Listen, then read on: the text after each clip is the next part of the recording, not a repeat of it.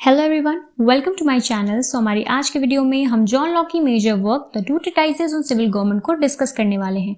इससे पहले की वीडियो में हमने उनका इंट्रोडक्शन पार्ट देखा था। अगर आपने नहीं देखा हो तो आप चैनल के प्लेलिस्ट पे जाके चेकआउट कर सकते हैं। सो वीडियो शुरू करने से पहले प्लीज चैनल को सब्सक्राइब कर दें। तो चलिए वीडियो शुरू करते हैं। सबसे पहले हम डिस्कस करेंगे the first treatises book. First treatises book में लॉक सर रॉबर्ट फिल्मर को क्रिटिसाइज करते हैं। रॉबर्ट फिल्मर एक 17th सेंचुरी के पॉलिटिकल थ्योरिस्ट थे जिनका वर्क है एक पेट्रियार्क का। उसमें वो डिवाइन राइट ऑफ किंग को डिफेंड करते हुए नजर आ रहे हैं। इस थ्योरी के अकॉर्डिंग जो स्टेट है उसको भगवान ने क्रिएट किया है और भगवान ने राजा को उसके ऊपर सबसे ज्यादा अथॉरिटी दी है, सुप्रीम अथॉरिटी दी है। इस वजह से हमें राजा के लिए ओबीडियंट होना होगा, राजा की हर बात माननी होगी, तभी हम भगवान की आज्ञा का पालन कर रहे हैं। तो फिल्मर के अकॉर्डिंग जो स्टेट है वो एक पेट्रियार्का है, यानी कि एक बड़ा परिवार है जिसको भगवान ने बनाया है, जो कि भगवान का परिवार है। और एडम पहला राजा बना क्योंकि वो भगवान का बेटा है, और इसके बाद जो भी राजा है वो एडम के ही आने वाली पीढ़ियां थी।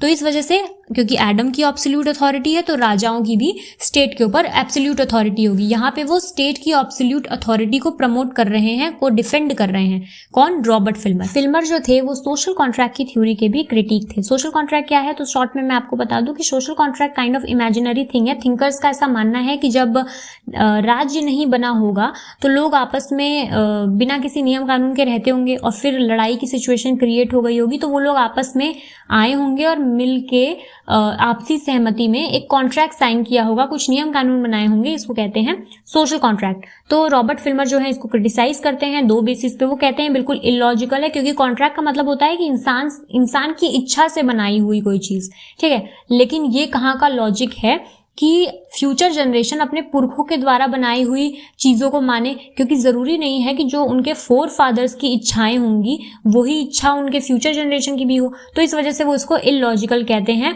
प्लस उनका मानना है कि हेरिडिटी या हिरार्की जो है वो ज्यादा लॉजिकल है, यानी कि क्योंकि वो मोनार्ची के किंग वाले सिस्टम के सपोर्टर थे, उनका ये मानना था कि जो राजा के बाद राजा वाला सिस्टम है ये परफेक्ट है। तो इस वजह से वो हेरिडिटी को या हिरार्की को लॉजिकल बताते हैं rather than social contract की थ्योरी। जॉन लॉक फिल्मर की थ्योरी की state is created by God, इसको रिजेक्ट करते हुए कहते हैं कि अगर आप ये बोल रहे हैं कि एक किंग था एडम जिसको गॉड ने सोवरेन अथॉरिटी दी थी ओवर द स्टेट, तो फिर हमें पता कैसे चलेगा कि इतने सारे राजा जो अभी एग्जिस्ट करते हैं उनमें से उस एडम का रियल वंशज, रियल हायर कौन सा है। तो इसको वो क्रिटिसाइज कर देते हैं पूरी तरीके से। John Locke absolute authority of state की थ्योरी को भी रिजेक्ट करते हैं।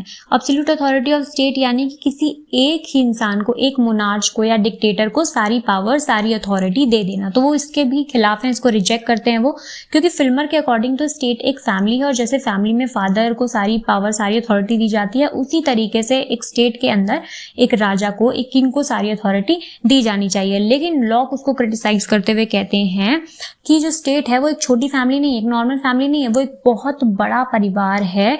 और राजा की अथॉरिटी को एक फादर की अथॉरिटी से कंपेयर नहीं किया जाना चाहिए, क्योंकि जो एक फादर होता है उसके बच्चे उस पर पूरी तरीके से डिपेंडेंट होते हैं, तो वहां पे उसकी अथॉरिटी और अपने आप ही सोवरेन हो जाती है, अपने आप ही उसकी पावर सबसे ज्यादा हो जाती है। लेकिन अगर हम स्टेट की बात करें तो स्टेट में जो सिटीजन्स होते हैं वो एडल्ट्स होते हैं, वो अपने ऊपर डिपेंडेंट होते हैं, पूरी तरीके से वो स्टेट पे डिपेंडेंट नहीं होते, बस कुछ ही ऐसे मैटर्स होते हैं जिसके लिए वो स्टेट पे डिपेंडेंट होते हैं।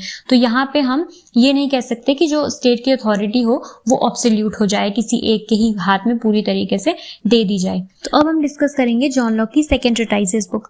सेकेंड ट्रीटाइसेस बुक में जॉन लॉक बताते हैं कि एक सिविलाइज्ड सोसाइटी किन चीजों पे बेस्ड है। तो कहते हैं नेचुरल राइट्स पे, कॉन्ट्रैक्ट थ्योरी पे, यानी सोशल कॉन्ट्रैक्ट थ्योरी पे बेस्ड है। इसको अभी हम आगे डिस्कस करेंगे। लॉक बताते हैं कि स्टेट ऑफ नेचर क्या है, और वो property, representative government, right of revolution, slavery, इन सारी चीजों को भी कवर करेंगे। तो स्टार्ट करते हैं सेकेंड ट्रीटाइसेस बुक में क्या क्या चीजें हैं।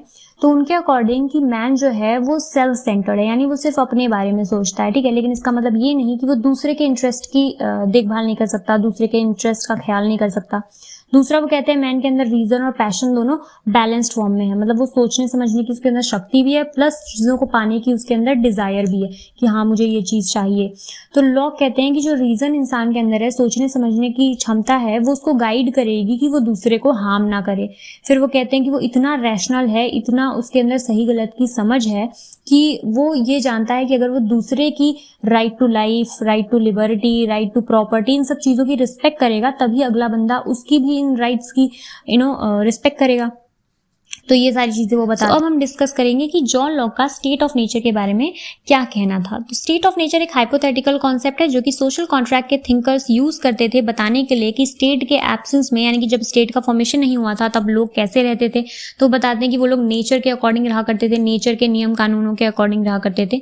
तो यहाँ हम एक कंपैरिजन देखेंगे कि हॉब्स और लॉक्स का क्या सोचना था about the state of nature. तो सबसे पहले हम हॉब्स को देखते हैं। तो हॉब्स का मानना था कि जो स्टेट ऑफ नेचर है ना, वो स्टेट ऑफ वॉर है, यानी कि जब वहाँ पे कोई नियम कानून नहीं है, लोग आपस में लड़ते रहते हैं, वाद विवाद है, क्योंकि इंसान के अंदर रीजन तो है, सोचने समझने की शक्ति तो है, लेकिन पैशन उनके अंदर डोमिनेट करता है, यानी कि किसी चीज़ को पाने की डिज़ायर वो ज़्यादा है। तो हॉब्स बहुत ही निगेटिव व्यू रखते हैं अबाउट स्टेट ऑफ नेचर।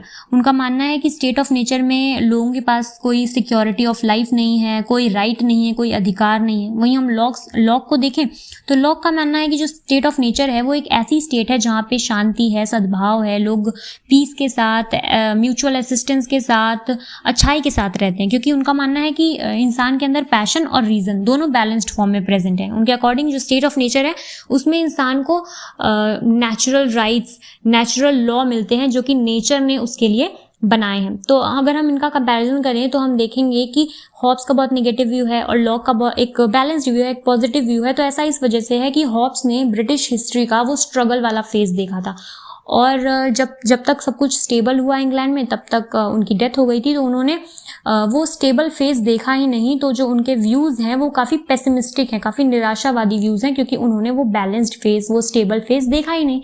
वही हम लॉक की बात करें तो लॉक के टाइम पीरियड में कुछ टाइम बाद पार्लियामेंट्री स्टेब्लिश हो गई थी और चीज़ें स्टेबल हो गई थी, तो इस वजह से उनका जो व्यू है वो थोड़ा बैलेंस्ड है, थोड़ा ऑप्टिमिस्टिक व्यू है। सो आज के लिए बस इतना ही, और अगली वीडियो में हम natural law, natural rights, social contract की कंप्लीट थ्योरी, इन सारी चीज़ों को डिस्कस करेंगे। आई होप कि आप सबको वीडियो पसंद आई होगी। पसंद आई तो लाइक करें, शेयर करें, सब्सक्राइब करें। अगर आपको एरिस्टोटल, रूसो, निकोलो मैकियावेली की वीडियो देखनी हो तो चैनल में अवेलेबल है, आप जाके चेकआउट कर सकते हैं।